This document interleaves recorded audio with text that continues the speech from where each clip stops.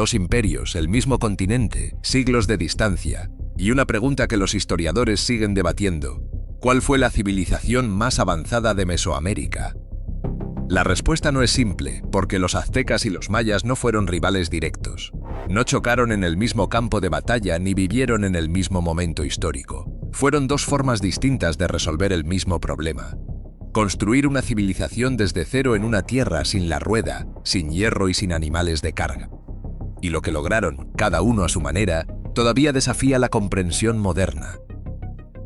Para entender la diferencia, hay que empezar por el origen temporal y geográfico. Los mayas construyeron su civilización en la densa selva tropical de lo que hoy es Guatemala, Belice, el sur de México, Honduras y El Salvador.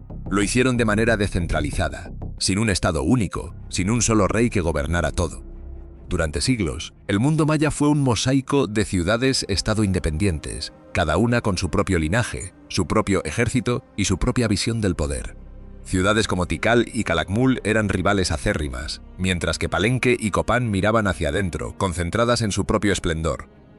Su unidad no era política, era cultural, religiosa y lingüística. Los aztecas, en cambio, llegaron tarde.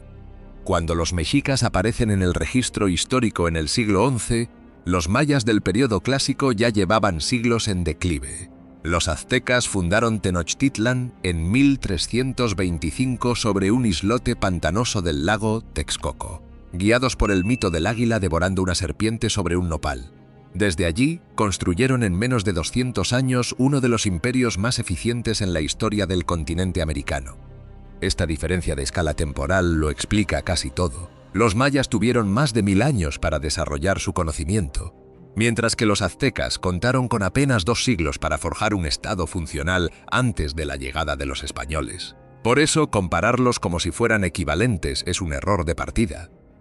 En el ámbito del conocimiento abstracto y la ciencia, los mayas alcanzaron cumbres asombrosas. En astronomía, no tuvieron rival en América. Desarrollaron un sistema calendárico de una precisión inigualable.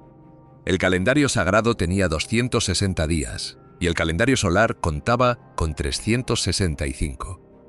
La sincronización total de ambos ciclos tardaba 52 años, evento que llamaban la rueda calendárica.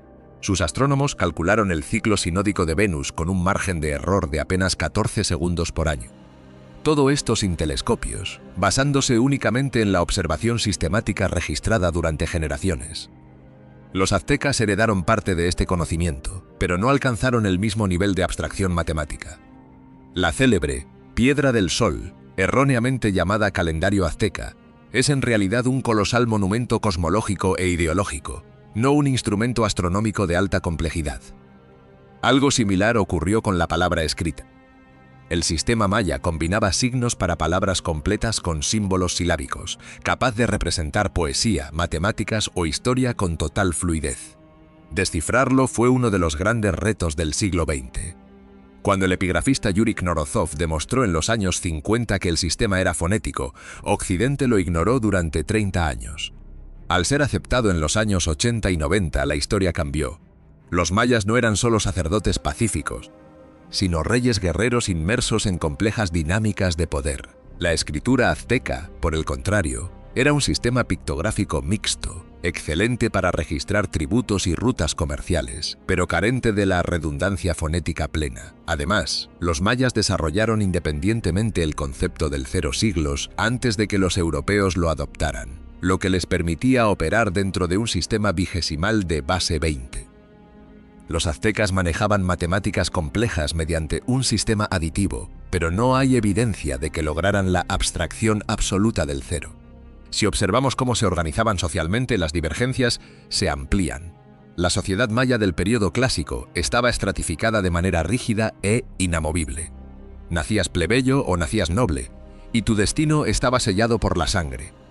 La élite gobernante, los Almenop, monopolizaba el conocimiento religioso y científico, mientras que la base campesina trabajaba la tierra en un sistema de castas casi impenetrable. Por el contrario, el imperio azteca funcionaba con una meritocracia sorprendente.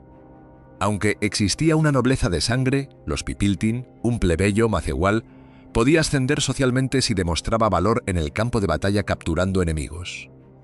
Aún más notable fue el sistema educativo mexica. La educación era obligatoria y universal, independientemente del género o la clase social.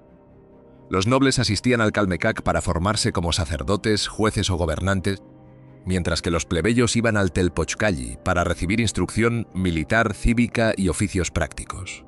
Esta maquinaria educativa estatal fue fundamental para mantener la cohesión y disciplina del imperio azteca a una velocidad sin precedentes. La geografía dictó las formas de hacer riqueza. Los mayas, inmersos en una geografía de selvas y ríos interconectados, crearon una red comercial a larga distancia que transportaba sal, jade, obsidiana, plumas de quetzal y pedernal desde las tierras altas de Guatemala hasta la península de Yucatán. Su moneda principal era la semilla de cacao, un bien precioso y perecedero que aseguraba que la riqueza no pudiera acumularse infinitamente sin echarse a perder. Los aztecas elevaron el comercio a una escala industrial. El gran mercado de Tlatelolco, la ciudad gemela de Tenochtitlán, recibía diariamente a más de 60.000 personas. Era un prodigio de orden administrativo, supervisado por jueces que castigaban el fraude al instante. Además, los mexicas contaban con los poctecas, un poderoso gremio de comerciantes que funcionaban también como espías del imperio. Viajaban a territorios lejanos e inexplorados, informando a la capital sobre las defensas de posibles objetivos de conquista. Si la economía maya era un tejido fluido y descentralizado, la azteca era una red de succión diseñada para alimentar el corazón del imperio. Al no poseer metales duros para tallar la piedra, ambas culturas lograron proezas arquitectónicas con herramientas de pedernal y obsidiana. Los mayas inventaron el arco falso, o bóveda en voladizo, que les permitió construir techos de piedra y estelas finamente talladas que narraban la historia de sus dinastías. Sus frescos, como los asombrosos murales de Bonampak, demostraron un dominio del color y la perspectiva que rompía con la rigidez de su propia escultura. El arte azteca fue monumental, diseñado para intimidar y someter. No buscaban la sutileza de los estucos mayas, sino la pesadez aplastante de esculturas como la Coatlicue, una deidad de basalto decapitada con serpientes brotando de su cuello, que plasmaba la dualidad de la vida y la muerte. En la medicina y la botánica, el centro de México demostró un rigor empírico asombroso. Moctezuma de Esgundo mantenía jardines botánicos expansivos con plantas medicinales de todos los rincones del imperio, siglos antes de que existieran en Europa. Los cirujanos aztecas suturaban heridas de guerra con cabello humano, usaban analgésicos naturales potentes y tenían un conocimiento osteológico superior al de los médicos españoles que llegaron en el siglo XVI. La medicina maya, aunque rica en herbolaria, estaba mucho más entrelazada con el chamanismo y el concepto de que la enfermedad era un desequilibrio espiritual causado por entidades del inframundo. Si la balanza del intelecto abstracto se inclina hacia la selva, el dominio de la ingeniería, la agricultura y la guerra a gran escala favorece fuertemente al centro de México. En el siglo XV, los aztecas erigieron la ciudad más grande del mundo occidental, Tenochtitlán. Con una población de entre 200.000 y 300.000 habitantes, solo Pekín y Constantinopla podían rivalizar con ella a nivel mundial, mientras Londres apenas llegaba a los 50.000. Construida sobre un lago, contaba con un doble acueducto de agua dulce y mercados ciclópeos. En contraste, las metrópolis mayas, como Tikal en su apogeo del siglo VI, albergaban quizás 100.000 habitantes en entornos urbanos mucho más dispersos.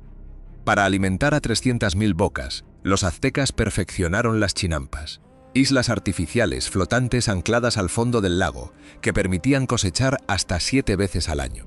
Sumado a esto, a partir de 1428 forjaron una máquina de guerra implacable que sometió a más de 400 ciudades en menos de un siglo. Su guerra no era solo territorial, tenía el propósito ritual de tomar cautivos. El mundo maya también fue brutal, pero funcionaba de manera similar a la Europa medieval, plagado de conflictos dinásticos y territoriales, pero sin la arquitectura de un estado imperial unificado. En ambas civilizaciones, la religión era la infraestructura de la vida misma, aunque sus mitos fundacionales diferían enormemente. Los mayas creían en el ciclo del Popol Vuh, donde los dioses crearon a los hombres de maíz después de fracasar con el barro y la madera. Sus mitos narran la épica de los gemelos heroicos que descendieron a Xibalbá, el inframundo, para derrotar a los señores de la muerte. Para mantener este orden, el autosacrificio de los gobernantes, quienes se perforaban la lengua o los genitales con espinas de mantarraya, tenía un peso ritual enorme para demostrar que el rey sufría por su pueblo. Para los aztecas, vivíamos en la era del quinto sol. Creían que los dioses se habían arrojado al fuego original en Teotihuacán para darle movimiento al universo. Esta deuda de sangre creó un dogma ineludible. Si los dioses murieron por nosotros, el sacrificio humano no era un acto de crueldad, sino un deber cósmico para evitar que el sol se detuviera y el mundo pereciera. Esto llevó el sacrificio humano a una escala institucional sin paralelo. En la consagración del Templo Mayor en 1487, se sacrificaron miles de personas para mantener vivo el universo. El fin de ambas eras fue radicalmente distinto. Los mayas del período clásico colapsaron entre los siglos IX y X debido a una combinación letal, megasequías prolongadas, guerras intestinas desgarradoras y la sobreexplotación ecológica de sus suelos frágiles. Durante unos 100 años, sus grandes ciudades del sur se silenciaron y fueron devoradas por la selva. Los aztecas, en cambio, encontraron un final abrupto y violento en 1519. Su opresivo sistema de tributos, que asfixiaba la economía de las provincias conquistadas, les había granjeado enemigos letales.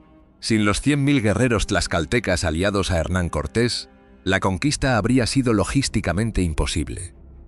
Tenochtitlan cayó en 1521 tras 80 días de un asedio brutal que dejó la majestuosa metrópolis flotante cubierta de cadáveres y cenizas. Al final, decidir cuál cultura fue más avanzada depende de la lente con que se mire.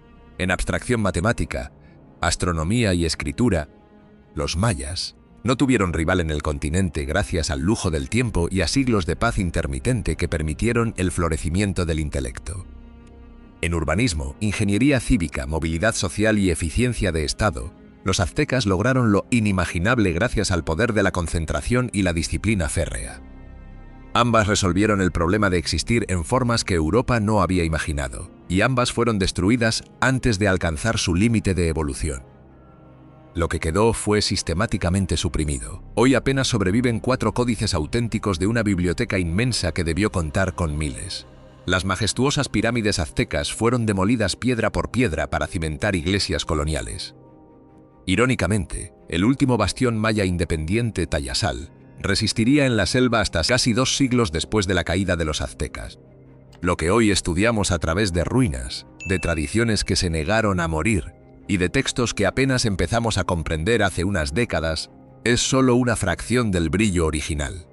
El resto duerme bajo el pesado asfalto de la Ciudad de México o se desvaneció para siempre en las sombras de una selva indomable.